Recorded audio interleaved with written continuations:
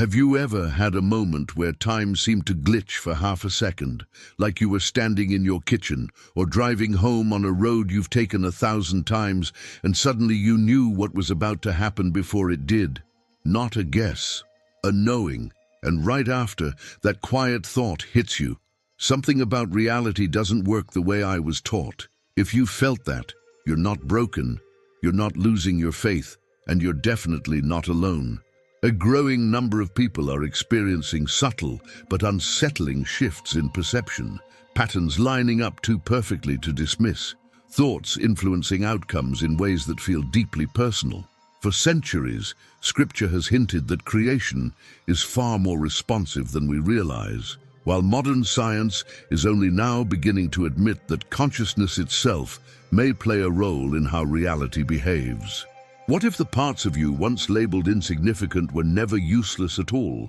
What if the junk was never junk, but unrecognized potential waiting for the right conditions to respond? Tonight, we're going to carefully explore 7 specific symptoms that sit at the intersection of quantum consciousness, hidden reality, and biblical understanding, without hype and without fear.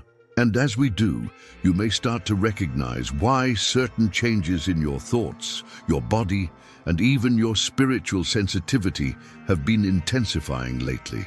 But before we name the first sign, there's one discovery that completely reframes why this is happening now, and once you see it, you won't be able to unsee it. Because once you recognize this pattern, you're no longer just watching a video.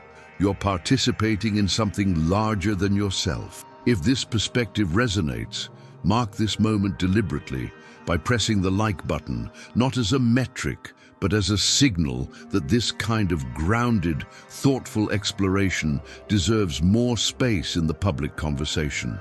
Then take a second to enter the comments and write this simple phrase: "I'm paying attention now." It's not for me, it's for you, a quiet commitment to stay present as we move forward. And if you choose to subscribe, understand what that actually means here. You're stepping into an ongoing dialogue where faith, science, and lived experience are examined with honesty instead of fear. This isn't about chasing signs or manifesting outcomes. It's about learning how reality responds when awareness deepens. In the next moments, we're going to shift from experience into evidence, because there's a real scientific observation that helps explain why these changes don't happen randomly and why they seem to intensify once you start noticing them. That question brings us to one of the most unsettling experiments ever performed in modern physics. In 1978 at Princeton University, the physicist John Archibald Wheeler proposed and helped inspire what became known as the delayed choice experiment, later confirmed repeatedly in laboratories around the world. In simple terms, particles like photons behaved as waves or particles depending on how they were measured, even when the decision to measure them was made after they had already passed through the experimental setup. The outcome seemed to respond not to the past, but to the present act of observation. This didn't just challenge common sense, it shook the foundations of how causality itself was understood. The observer effect wasn't about human intention in a mystical sense, but about how interaction, measurement, and awareness are inseparable from the behavior of the quantum field itself. And this means that you are not merely a passive bystander in a cold, mechanical universe, but a participant embedded within a reality that responds to interaction in ways far more intimate than classical physics ever allowed. If you've felt more sensitive lately, more aware of subtle shifts in your thoughts or emotions, that reaction makes sense because your nervous system evolved to interface with a world that is responsive, not static. And yet, here's the emotional weight of this discovery. The more precisely scientists tried to remove the observer from the equation, the more undeniable its influence became. Consciousness expansion in this context isn't about gaining power, it's about realizing responsibility. Scripture has long hinted that creation groans in response to human awareness, and science is now carefully admitting that observation is not neutral. But here's where it gets even more unsettling. Wheeler himself warned that this wasn't the deepest layer of the mystery, because if observation can shape outcomes at the smallest scales, the next question is unavoidable. What happens when patterns repeat over time inside living systems? That's where the conversation moves from physics into biology, and the next concept changes how we understand what parts of you are truly responsive and why they may be reacting now. To understand why these effects don't stay confined to the lab, we need to move into a discovery that bridges physics, biology, and lived experience. In the 1990s at Rockefeller University, neuroscientist Bruce McEwen documented what he called allostatic load, showing how repeated patterns of perception and stress literally reshape neural signaling, hormone regulation, and gene expression over time. This wasn't philosophy, it was biology. The body doesn't just react to events, it responds to meaning. Signals from the brain travel through electromagnetic and chemical pathways, influencing how cells interpret their environment inside the quantum field of the body itself. And this explains why some people report sudden clarity, tingling in the chest or scalp, or an unshakable intuitive certainty when their perspective shifts. Those sensations aren't random. They're markers of coherence forming between thought, nervous system, and cellular response. When awareness stabilizes, the body follows. And this explains why moments of insight often arrive with physical confirmation, a deep breath you didn't plan, a calm that feels earned rather than forced, or a sense that something internally just aligned. As an educator, I need to be clear here. This isn't about controlling reality or bypassing faith. It's about recognizing that you were designed as an integrated system. Scripture describes humans as embodied souls, not disconnected parts, and modern science is finally catching up to that wisdom. If you've felt more sensitive to your environment lately, more attuned to subtle signals in your body, that doesn't mean you're unstable.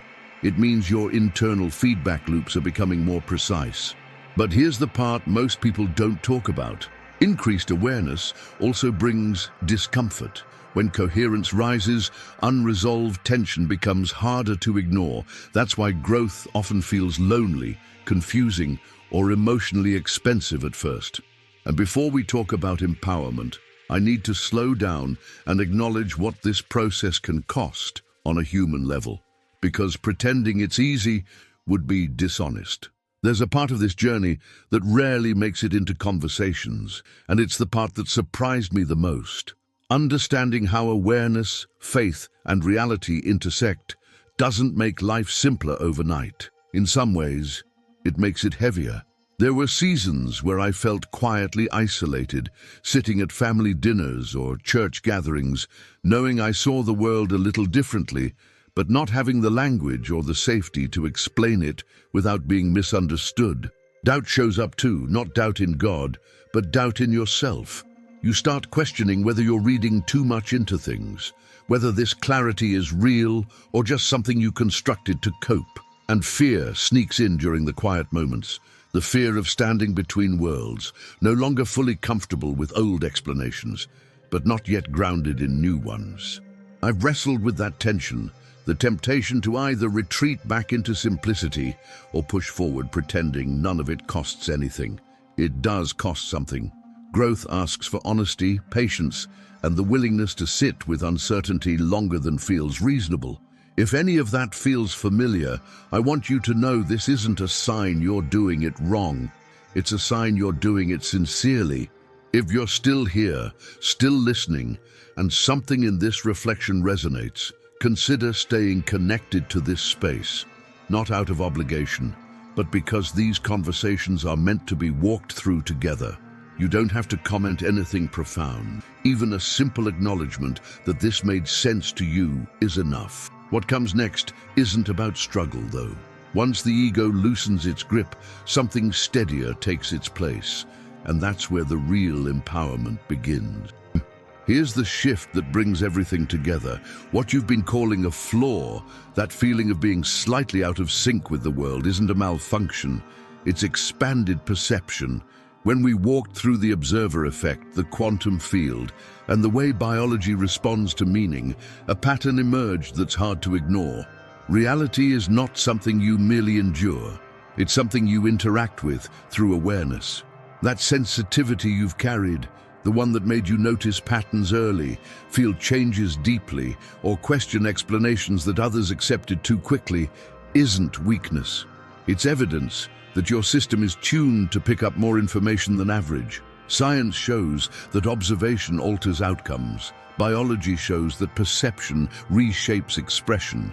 And Scripture has always described wisdom as the ability to see beyond appearances. Right now, as you're listening, you're not just receiving information, you're participating in it. Your thoughts, your attention, even your willingness to stay present are shaping what becomes real in your own body and decisions. That's the master key most people miss. Not control, not manifestation tricks, but alignment between awareness, responsibility, and faith. When those line up, life stops feeling random and starts feeling responsive. But here's the unsettling thought I want to leave you with. If perception can expand, it can also narrow. If awareness can bring coherence, it can also be scattered. The same mechanism that allows clarity can just as easily lock someone into patterns they never chose consciously. And that raises a question we haven't answered yet. If reality responds to observation, what happens when millions of people are observing from fear, distraction, or autopilot? That's not a theory, it's a lived condition.